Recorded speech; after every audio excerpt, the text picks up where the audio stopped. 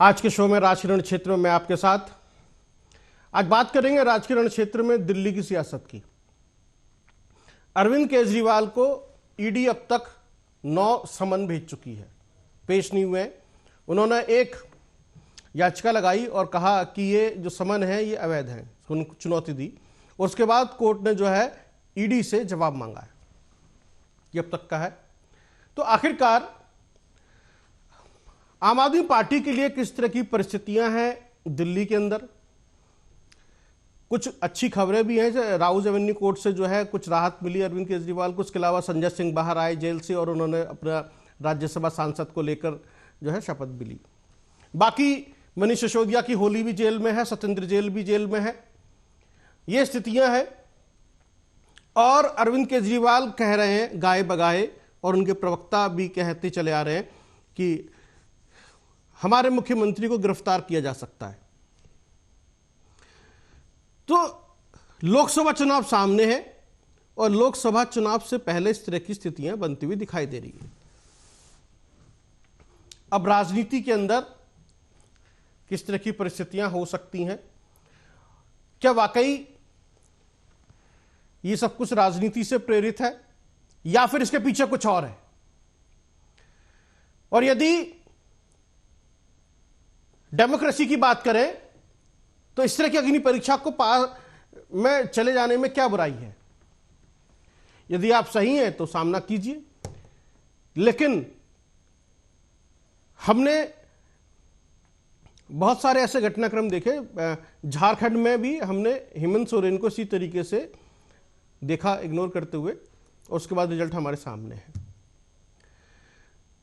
ED अपना काम कर रही है या जांच एजेंसियां अपना काम कर रही हैं और उसके अंदर यदि हम राजनीतिक एंगल तलाशें या राजनीति की बात करें तो ये कहां तक सही है?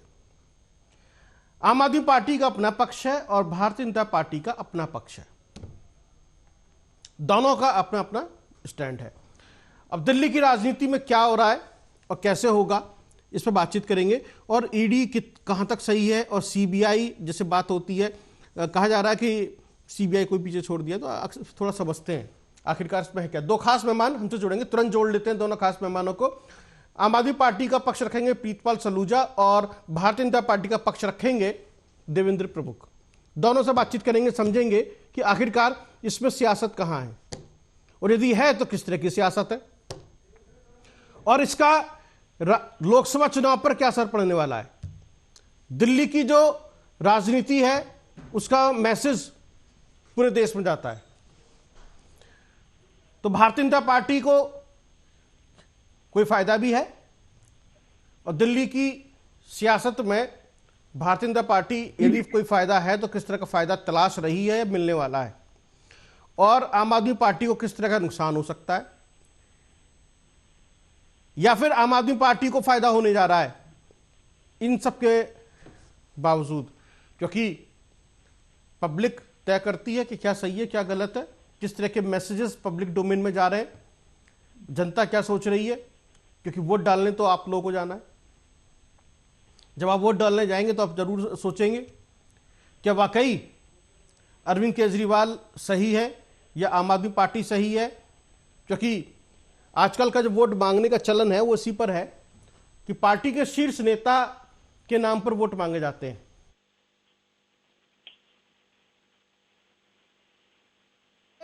जो तरीका है इसी पे बातचीत करेंगे। तो कुछ अच्छी खबरें भी हैं, कुछ बुरी खबरें भी हैं, इसी पे बात करते हैं। हमारे साथ में देवेंद्र प्रमुख जुड़ गए हैं भारतीय जनता पार्टी से, उन्हीं से बात करेंगे। देवेंद्र प्रमुख जी, चुनाव सामने है और आम आदमी पार्टी दिल्ली में जिस तरह की सियासत कर रही है, जिस तरह के हालात हैं, दिल्ली शराब घोटाला जो है उसको लेकर जो जांच पड़ताल चल रही है, बीआरएस नेता के कविता को भी ईडी ने गिरफ्तार कर लिया और उसके बाद दिल्ली के डिप्टी सीएम भी जो है जेल में बंद है शराब घोटाले में। तो आखिरकार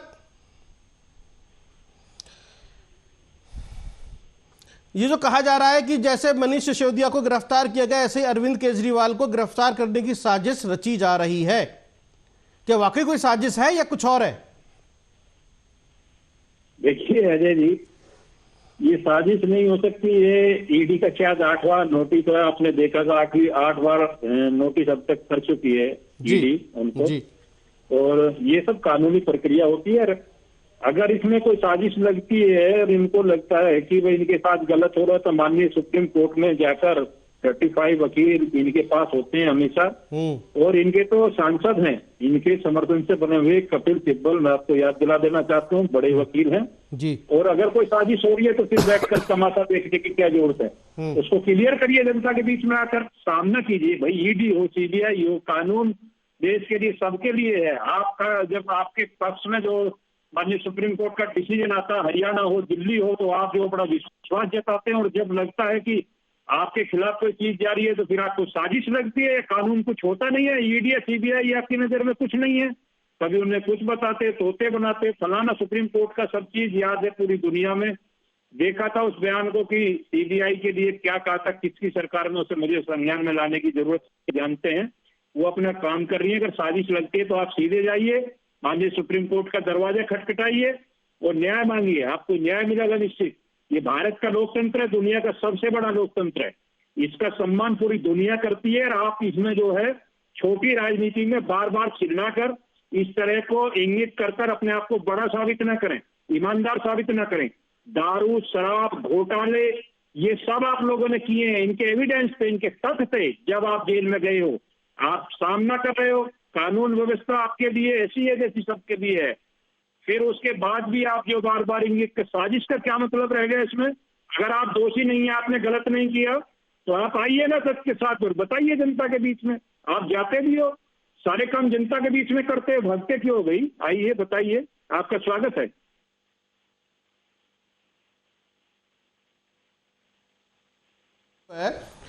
समन भेजा गया तो आप नेता आतिशी कह रही हैं प्लान ए और प्लान बी के साथ काम किया जा रहा है। मतलब टारगेट जो है मुख्यमंत्री अरविंद केजरीवाल को गिरफ्तार करना ही है, ये साजिश ही है। नहीं, आप ये अजय जी मुझसे क्वेश्चन है ना? हाँ जी, हाँ जी। मैं ये कह रहा हूं, अगर इन्हें लगता है कि ये टारगेट ही है और ये सब कुछ है, ये सब चीज हम ही को करना है और सारा ही चीज हमारे हाथ में है, तो सेंटर में हमारी सरकार है। आप जो आकर जो ये बताइए, पहले तो सत्य के साथ बोलिए कि हमारे साथ गलत हो रहा है, और फिर आकर डंके की चोट पर इस्तीफा दीजिए और दूध का दूध, पानी का पानी कीजिए। भारतीय जनता पार्टी को बताइए और पूरे देश को बताइए कि भाई हम इस वजह से इस्तीफा दे रहे हैं, हम दोषी नहीं थे, हमें दोषी बनाया जा रहा है। और फिर जनता के सामने देखिए, चुनाव इससे बड़ी क्या चीज है? हो सकता है आपको बम्पर बहुमत मिल जाए पूरे प्रदेशों में। अरे आकर दिल्ली में इस्तीफा दीजिए डंके की चोट पर और कहिए कि अब हम सामना करेंगे ईडी और सीबीआई का, अगर हम दोषी हैं तो। और भैया नहीं तो हमें इंगित क्यों करते हो? फिर माननीय सुप्रीम कोर्ट को इंगित करिए। आप अमेरिका, इंग्लैंड जाइए, अच्छी अच्छी एजेंसियां, आपके वकील जो है आतंकवादियों को छुटा देते हैं रात को। अरे कांग्रेस के साथी हो ना आप, रात को छुटते नहीं थे क्या इस देश में? आतंकवादी नहीं छुटे, 12 बजे कोर्ट नहीं खुला। अब क्या लगता आपको कि आपके साथ अन्याय हो रहा? मैं तो यही आपको दोहराना चाहता हूं कि आप झूठ ना बोलें बार बार। ये जनता जनार्दन है, ये युवाओं का देश है, ये सारी चीज सुनता है, सारी चीज समझता है। आप कब तक लोगों को बहकाते रहेंगे, बोलते रहेंगे कि हमारे साथ गलत हो रहा? आपने दारू का घोटाला, शराब घोटाला, जमीन घोटाला, जितने भी किए हैं, जहां जहां किए हैं, वो सबके तथ्य पे, एविडेंस पे, सब आपके मंत्री जेल में पड़े जिनको जमानतें नहीं मिल पा रही।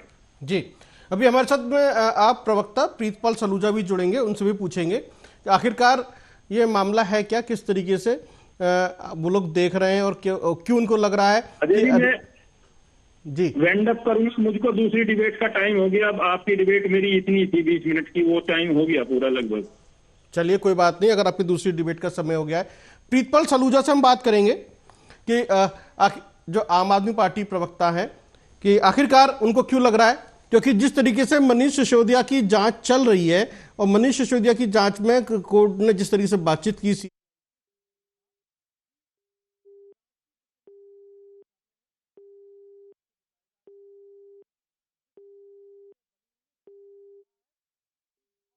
कुछ हाई प्रोफाइल लोगों की भी गिरफ्तारियां हो सकती हैं।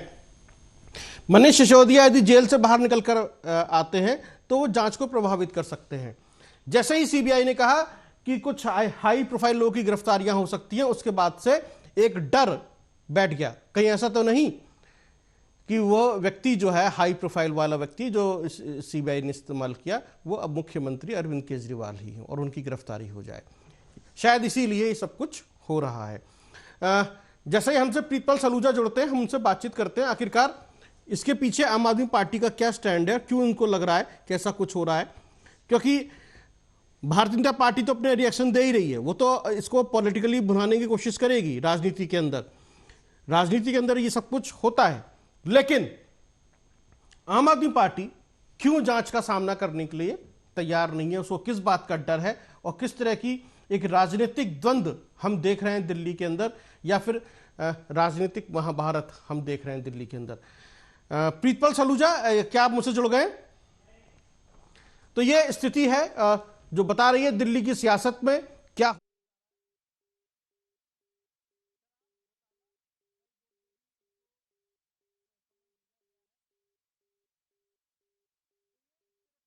बनी हुई है। फिलहाल हमने बातचीत की भारतीय जनता पार्टी के प्रवक्ता देवेंद्र प्रमुख से, उनको दूसरे चैनल पर जाना था अपनी डिबेट को लेकर।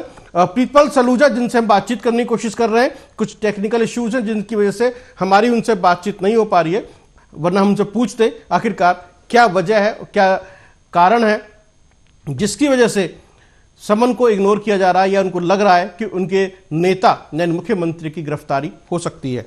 आज के राजकीय क्षेत्र में इतना ही। बहुत बहुत धन्यवाद।